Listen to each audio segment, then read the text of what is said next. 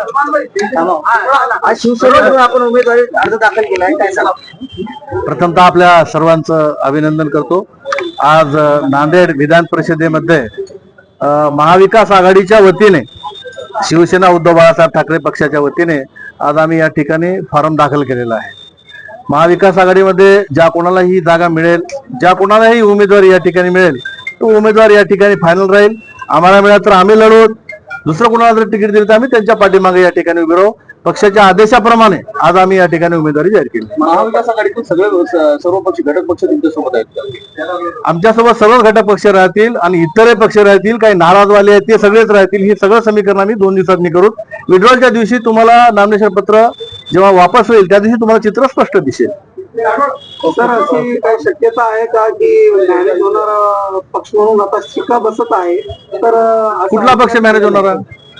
काही जे नाराज पक्ष आहेत ते मॅनेज होतात ऐन वेळेवर, तर तुम्हाला सांगू शकते का? असं कुठल्या पक्षाबद्दल आम्ही या ठिकाणी बोलू शकत नाही, कोण नाराज होईल याच्याबद्दल काही सांगू शकत नाही। तो मॅनेजचा विषय नाही या ठिकाणी। ही एक विचाराची असं आहे की शिवसेना, भाजपा, राष्ट्रवादी आपली महायुती महाराष्ट्रामध्ये आहे आणि महायुतीचे अधिकृत उमेदवार भाजपाचे महानगराध्यक्ष नांदेडचे अमरनाथ राजूरकर यांना पक्षाने उमेदवारी घोषित केलेली आहे। त्याप्रमाणे आज त्यांचा शेवटचा दिवस होता अर्ज भरण्याचा। त्याचं नामांकन पत्र या ठिकाणी आज सादर करण्याकरता आम्ही सर्वजण या ठिकाणी आलेलो आहोत। मित्र पक्षातले आमदार वगैरे सोबत दिसत नाही होतं नाही, मित्र पक्षाचे आमचे काही आमदार मुंबईला गेलेले आहेत, काही आमदार यायचे आहेत। त्याची लवकरच आम्ही बैठक घेणार आहोत, परंतु त्यांचे प्रतिनिधी म्हणून राष्ट्रवादीतर्फे आमचे गोरठेकरजी या ठिकाणी उपस्थित होते। त्याचबरोबर आपले आमदार बोंढारकर यांचे चिरंजीव आज, कारण कल्याणकरांचा वाढदिवस ते येऊ शकले नाही, कोळीकरांचा मुलगा होता, कल्याणकरांचे चिरंजीव, त्याचे प्रतिनिधी आमचे या ठिकाणी होते। त्यामुळे काही लोक नसल्याचे प्रतिनिधी या ठिकाणी होते आणि बाकी मग जिल्ह्यातले जे वेगवेगळे नगरपालिका महापौर होते नांदेडच्या, इतरही नगरपालिकेचे अध्यक्ष बरेचसे आले होते। त्यामुळे तिन्ही पक्षाचे संयुक्त उमेदवार असल्यामुळे आणि राज्यामध्ये महायुती आहे आपली। चिखलीकरांचे जे चिरंजीव आहेत प्रवीण पाटील, त्यांनी देखील उमेदवारी दाखल केली नाही, उमेदवारी दाखल करण्याचा शेवटचा दिवस असल्यामुळे अनेक अर्ज येणं शक्य नाकारता येत नाही, पण विड्रॉलला 4 तारीख आहे।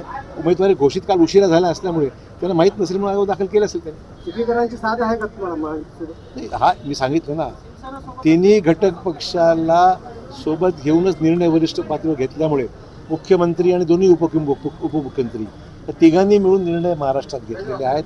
त्याप्रमाणे 11 जागा ह्या भाजपाकडे आहेत, 4 जागा शिवसेनेला आणि 2 जागा राष्ट्रवादीला, असा फॉर्म्युला वरिष्ठ पातळीवर ठरल्यामुळे तिन्ही पक्षाचे संयुक्त ज्या ठिकाणी आज अर्ज भरले जातील ते तिन्ही पक्षाचे उमेदवारच राहणार आहेत। आमचे काँग्रेसमध्ये उमेदवार बिनविरोधी निवडणूक होणार नाही, संख्याबळ ठीक आहे, तर बिनविरोध हो ना हो झाली तर आनंदाची गोष्ट, नाही झाली तर आम्ही लढायला तयार आहोत।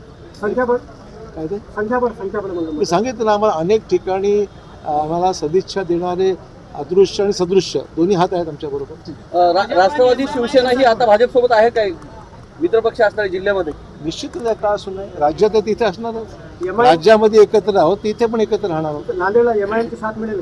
नाही, एमआयएमशी आम्ही काय बोलणी केली नाही, पण सर कसं आहे की हे मला माहित नाही ना, पक्षाची निवडणूक नाही, असं नाही, पक्षाची निवडणूक आहे, पक्षाची पण चिन्ह नाही ना तिथे मतदान। चिन्ह जरी नसलं तर अमर राजूरकर हे भाजपाचे उमेदवार आहेत, त्याचा निर्णय त्यांना घ्यायचा आहे, त्यांनी यायचं न यायचं हा निर्णय एमआयएमने घ्यायचा आहे।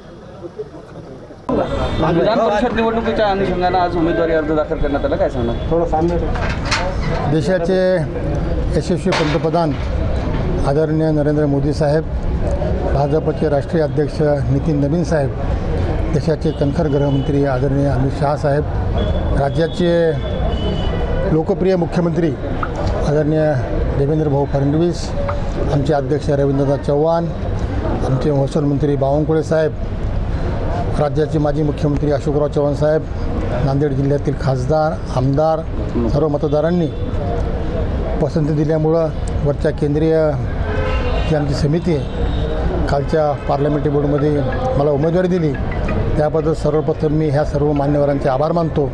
माझ्यावर विश्वास व्यक्त केला आहे, नक्कीच त्यांच्या विश्वासाला पात्र राहण्याकरता मी सार्थ राहील. महायुतीतील जे घटक पक्ष आहेत ते आता ह्या निवडणुकीमध्ये सोबत आहेत का? बऱ्याच नेत्यांची महायुतीतील इतरांची भेटगाठ होताना पाहायला मिळते. भेटीगाठी आत्ता माझी भेट झाली यांची, काँग्रेसवाल्यांची भेट झाली माझी, आता खासदार भेटले मला. भेटीगाठी होतच असतात. पण आज मी जो उमेदवार आहे तो भारतीय जनता पक्षाचा उमेदवार नाही आहे. मी महायुतीचा उमेदवार आहे. भारतीय जनता पक्ष, शिवसेना शिंदे गट आणि राष्ट्रवादी अजित पवार गटाचा उमेदवार आहे मी. ज्याप्रमाणे मी इथं फॉर्म भरला आहे, आमचा फॉर्म्युला ठरलेला आहे 11, 4 आणि 2. त्यामुळं प्रत्येक पक्ष एकमेकाला मदत करणारच आहे. त्यामुळे कुठली अडचण येईल असं मला वाटत नाही. काँग्रेसचे नेते इथून जाताना दिसले, मग वाटते का काँग्रेसही मदत करेल तुम्हाला? तुमचा प्रश्न आता काँग्रेसचं मी कसं बोलतो ना.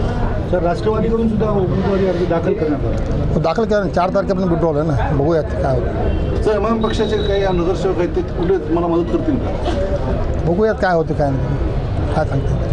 तसं काय बोलणं झालंय का प्राथमिक स्तरावर? अजून काय सध्या बोलणं झालं नाही. MGPचे 2 ठिकाणी सोबतच आहेत, सोबत आहे. दोन्ही सोबतच आहेत. वंचित आघाडीचे वगैरे नगरसेवक मदत करतील. आता पुढं बघूयात काय काय होतं 4 तारखेच्या पुढं.